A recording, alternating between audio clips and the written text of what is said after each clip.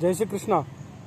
आज का ये वीडियो इटावा में होने वाली वो घटना ब्राह्मण समाज और यादव समाज को लेकर, जहां दोनों में आक्रोश फैला हुआ है। अब इस पूरी घटना को यदि हम ठीक तरह से देखे जाए तो अपराध दोनों ने किया है।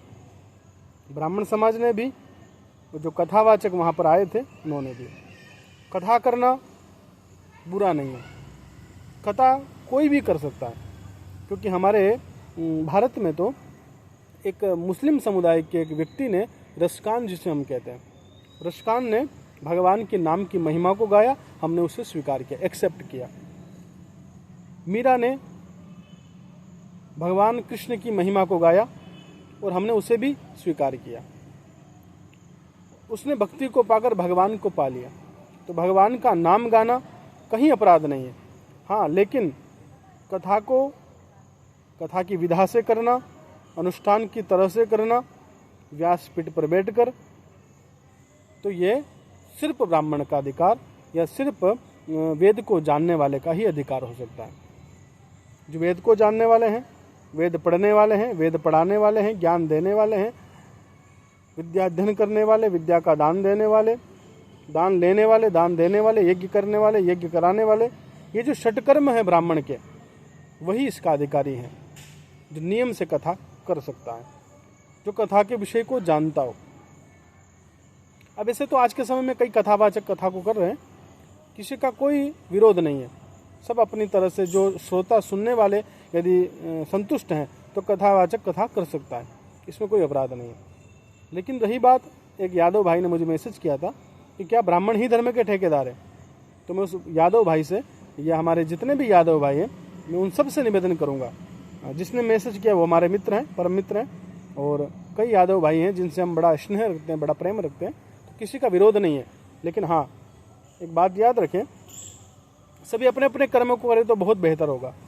यदि ब्राह्मण अपने कर्म में प्रवृत्त हो जाए, क्षत्रिय अपने कर्म में प्रवृत्त हो जाए, यदि वैश्य अपने कर्म में प्रवृत्त हो जाए, और शूद्र भाई जो हैं वो अपने कर्म में प्रवृत्त हो जाए, तो बहुत बेहतर ये होगा कि हमारा देश, हमारा राष्ट्र उत्थान तक जाएगा। यहाँ धर्म को धंधा बनाकर यदि कार्य किया जाएगा तो धर्म का खंडन ही होगा, ना कि धर्म का उत्थान होगा। अब रही बात वहाँ के उस घटनाक्रम की, तो कुछ जाति पाति के बंधन में लोगों को बांधकर अपने आप को बड़ा दिखाना या बड़ा बनना चाहते हैं। तो मैं उन सब से निवेदन करूंगा कि आप जात पात के बंधन में ना बंधे। हम सभी हिंदू हैं, हम सभी हिंदू भाई हैं, तो कृपया, भगवान कृष्ण यादव वंश में उत्पन्न हुए, आप सब भगवान कृष्ण के वंशज हैं। भगवान राम क्षत्रिय वंश में उत्पन्न हुए। भगवान राम और कृष्ण हमारे आदर्श हैं, हमारे प्रभु हैं, हमारे इष्ट हैं। तो हम आप सबको भगवान कृष्ण के वंशज होने के नाते आपको बारंबार पुनः हाथ जोड़कर निवेदन करते हैं कि कृपया इसे जाति पाति के बंधन में ना डालें। ये धर्म का कार्य है, इसमें धर्म को धर्म से जोड़े, ना कि जाति से जोड़े, क्योंकि यदि जाति से जोड़ा गया तो धर्म का खंडन हो जाएगा।